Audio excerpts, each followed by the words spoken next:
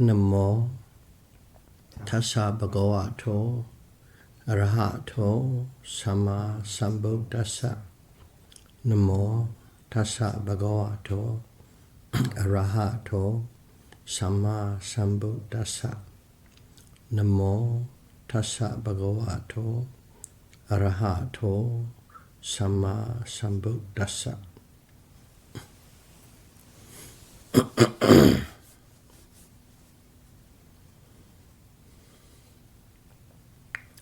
Theravada Buddhism series, Dhamma talk number 93. Faculty condition. Indriya Paccayo.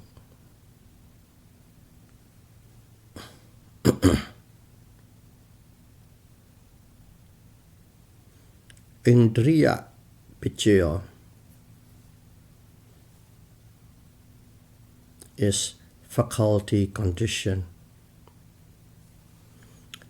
And it also means control and governance. Here, I would like to draw attention to adipati and indriya. Adipati Paccayo is predominance condition. Indriya Paccayo is faculty condition.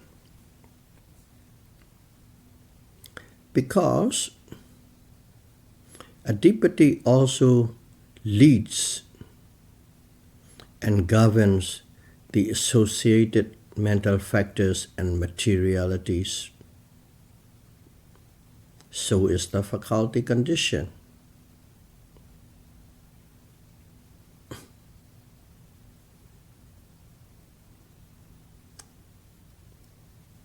They are both similar in the sense of controlling and governing. But to make it very plain,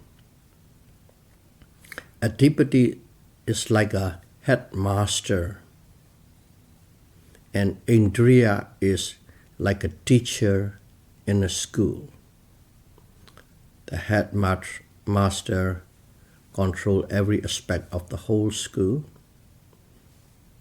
The teacher controls the aspects of a classroom.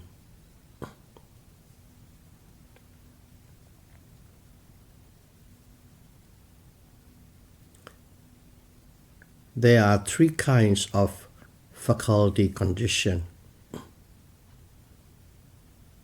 One is things or sensitivities faculty. It's also called as thing. In Pali is vittu purijata tindriya. Sensitivity is pasada.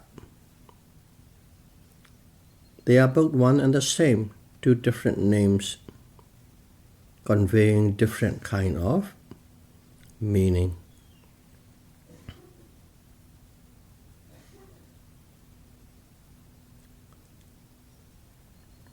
This thing or sensitivity refers to faculties of the eyes, ears, nose, tongue, and body. And body is the tactile parts where you can feel the touch. So that is things faculty. In Pali is, as I said, called vittu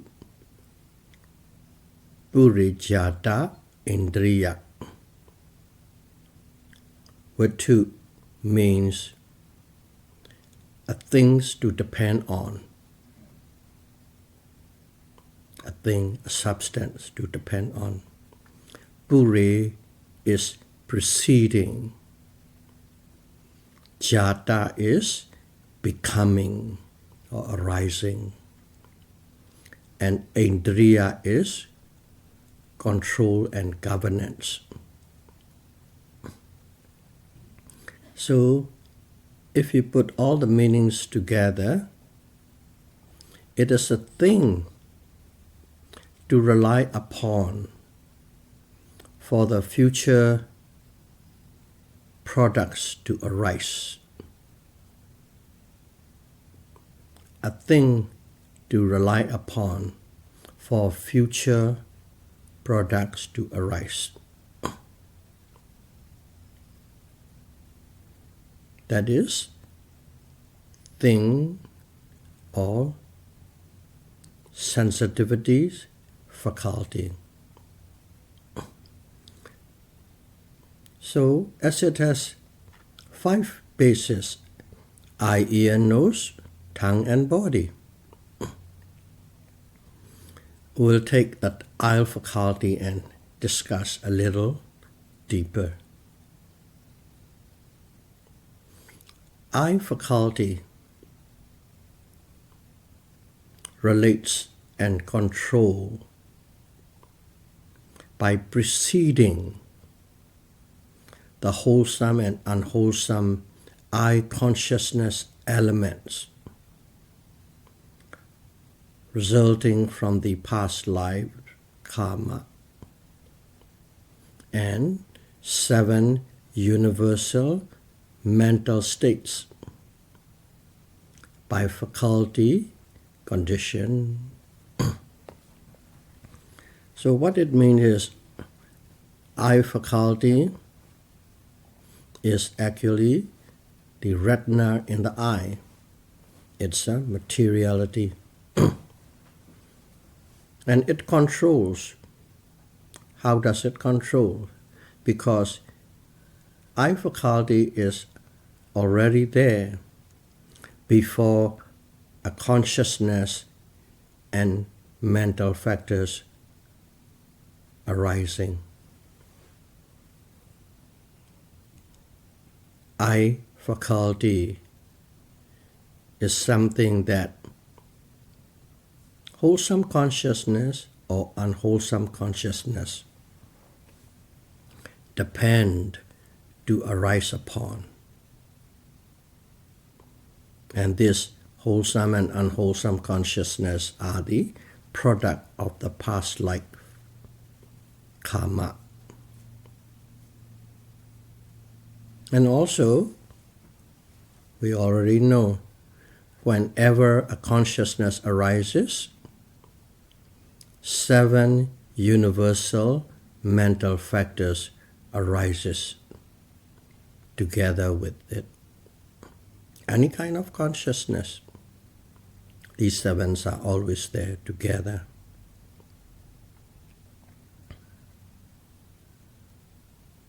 So that is how it controls the succeeding consciousness and mental factors. That is how the eye sensitivity controls the arising of the consciousness and associated mental factors. There's also another way it controls. Let's see how it is. Suppose eye sensitivity, which is retina, becomes weak or defective due to the inferior karma-born material, which means material at rebirth, the DNA, at the point of rebirth in eye sensitivity. Or due to lack of nutritious food, the retina can become weak or defective. In that case, the images the eye consciousness receives become inferior and blurry.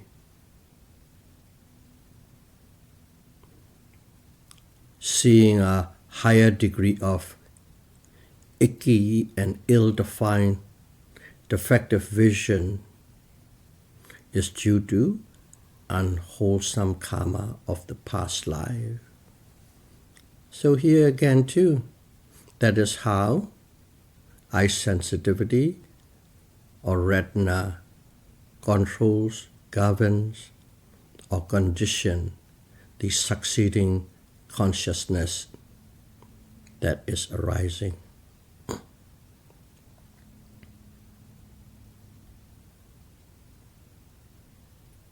And once you know how eye faculty or eye sensitivity operates, you can also understand the remaining ear, nose, tongue, and body sensitivities, because they operate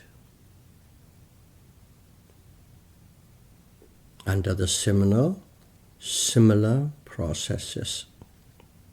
So that is thing or sensitivity faculty, the first one. And the second faculty is called physical life faculty. Physical life faculty. In Pali, Rupa Jivitindriya. Rupa Jivitindriya. This physical life faculty supports and maintains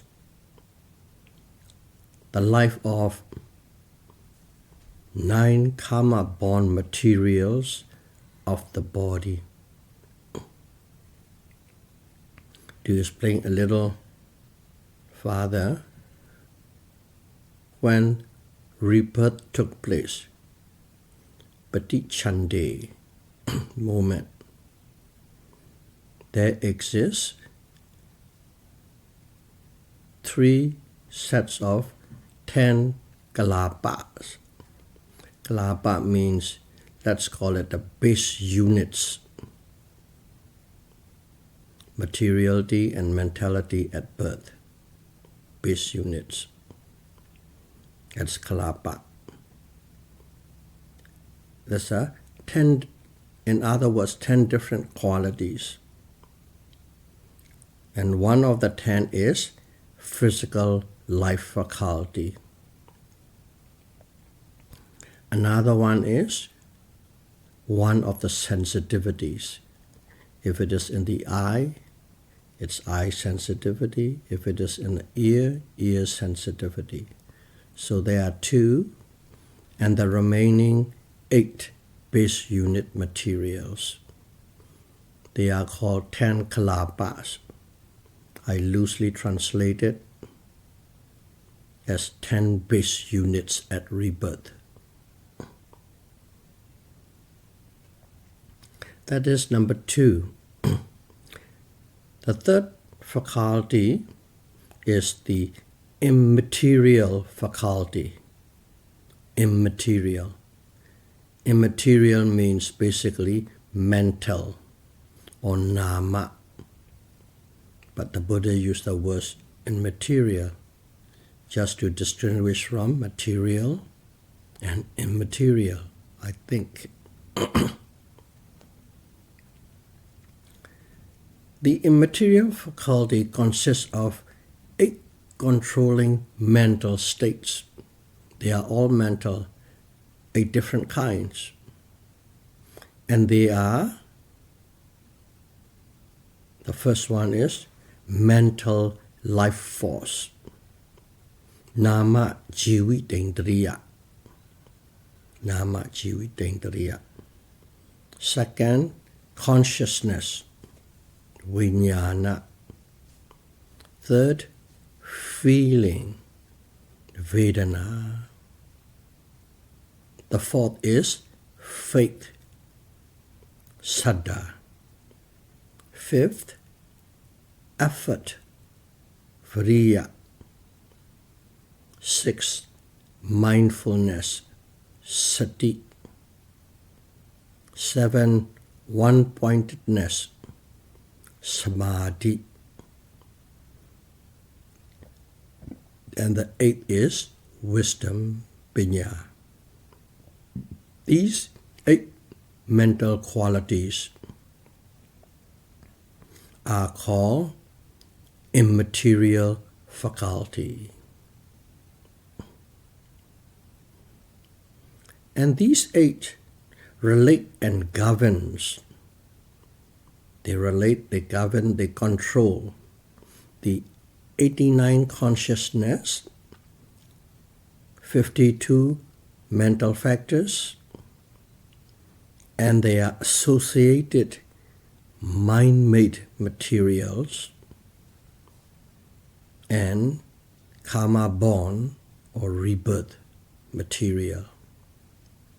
They have the controls and governance over these.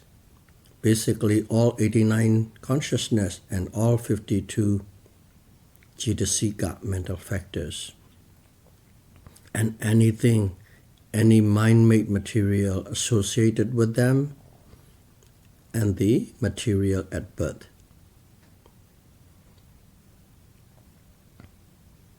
Each of the 8 mental states can be a faculty by itself. Faculty to their corresponding purposes or the result that they produce. So let's have a brief rundown on those 8s.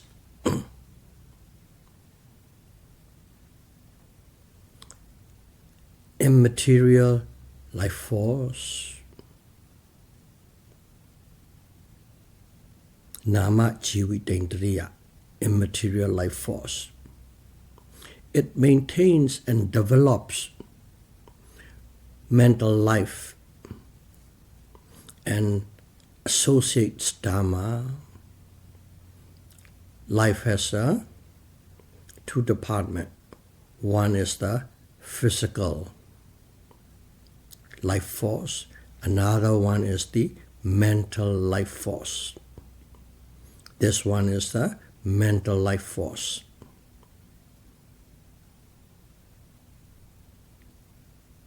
And it controls, maintains the mental life, the life that is related to the mind. And its associated Dharma, I just put in general, associated Dharma, all these mental factors and so on. If the immaterial life force is weak, the rest becomes weak. And at the same time, this life force can step up and support the mind-made material and karma-born material as well. If the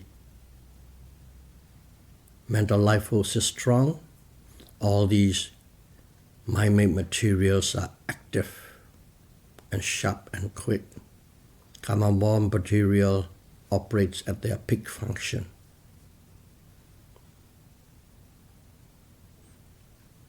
Second one is consciousness, vijnana. Consciousness controls and leads the associated Dharma. Whenever consciousness arises, there are many mental state arises, and also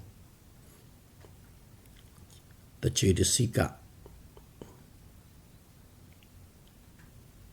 And consciousness always leads them, because without consciousness, other cannot arise, even though these arises together. And all the mental factors become distinct and sharp if consciousness is strong and active. That's how it governs. its domain. Now feeling, Vedana. Pleasant feeling conditions the associated mental and physical dharmas to be happy, peaceful, and active. When one has a pleasant feeling, that one is always happy, feel peaceful, and also physically active. That's what pleasant feeling makes. The unpleasant feeling creates the associated mental factors, or you can call it cognitive factors, and the materials wither and suffer. When pains come in, you really feel weak, tired, exhausted, and suffer. Simple as that. That is how feeling controls and governs the associates.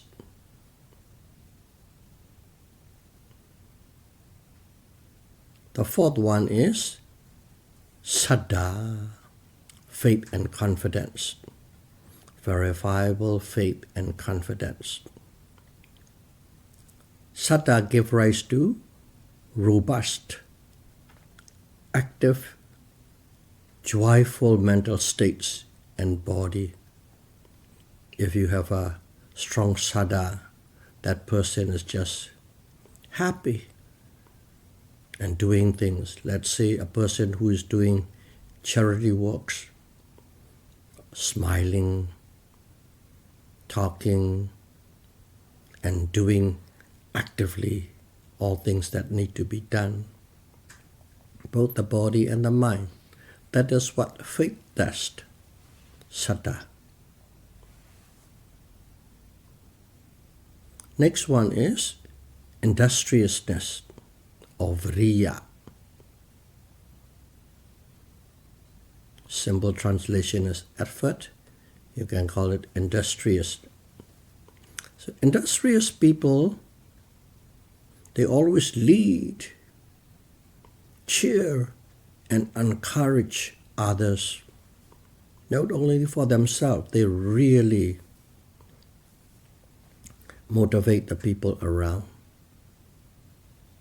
They lead the group, they cheer the group and encourage. But they are never idle and lazy.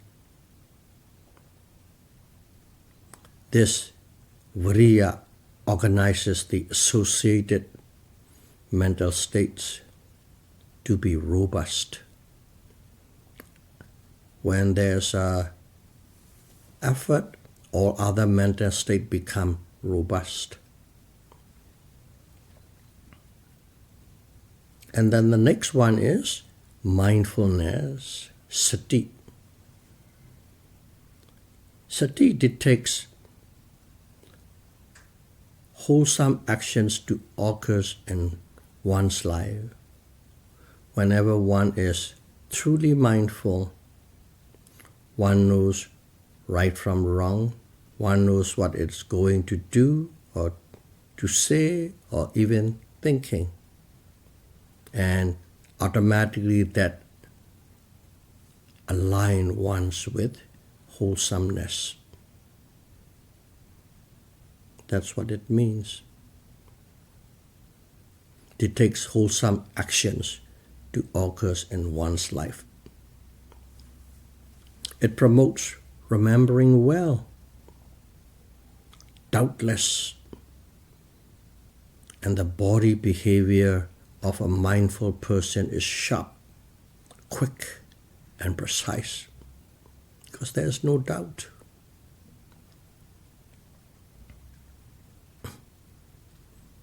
And the seventh one is mental concentration, samadhi.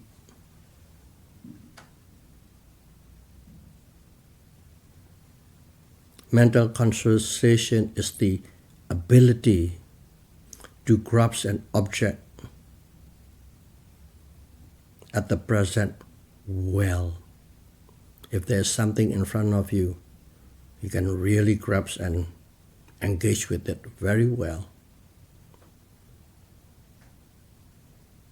It makes one understand the situation under investigation in detail, because concentration is like a big hand lens. You can see many details if your mind is concentrated. It does not associate with restlessness and anxiety because they are not compatible, and always serene with unwavering focus. And the last one is wisdom. Wisdom is the leader. Wisdom leads all its associated mental states. It increases intelligence and keeps physical behavior firm and swift. The wisdom guides one between right and wrong with equanimity. So those are the 8 mental states under immaterial faculty.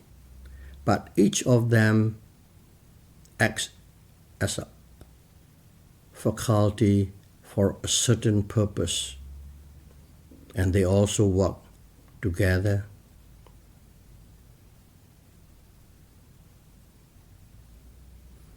If you look at these 8, the first 3 is mental life force, consciousness, and feeling. We already discussed what their functions are. But the last 5, what are they? I think we all should know quite well. Saddha, Viriya, Sati, Samadhi, Panya.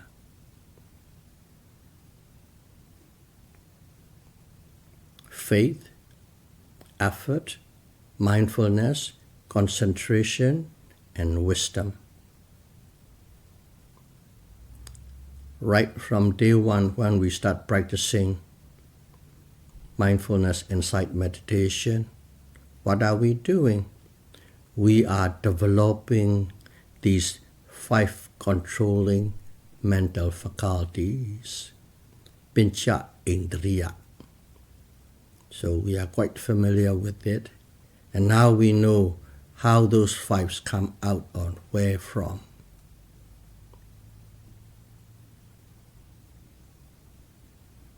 So, faith, effort, mindfulness, concentration, and wisdom are the 5 controlling mental faculties. For Vipassana yogis to develop, not only develop, certain things need to be balanced. Balance between faith and wisdom, balance within effort and concentration. But mindfulness is never enough. These collectively condition or give rise to insight. You remember there are 13 stages of insight. First one is discriminative awareness of mind and matter. The second is the causal relationship between mind and matter. And then higher and higher and higher up to the 13th.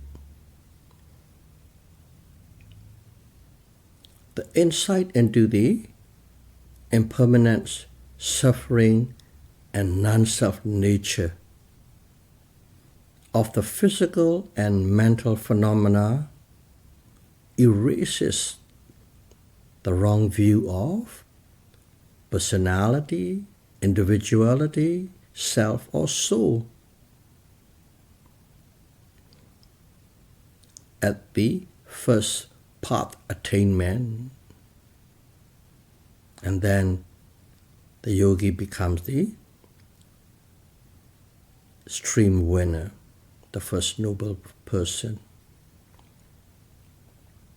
Eventually, it leads to the end of rebirth or samsara. End of samsara is nibbana. So may all of you be able to practice mindfulness insight meditation, develop the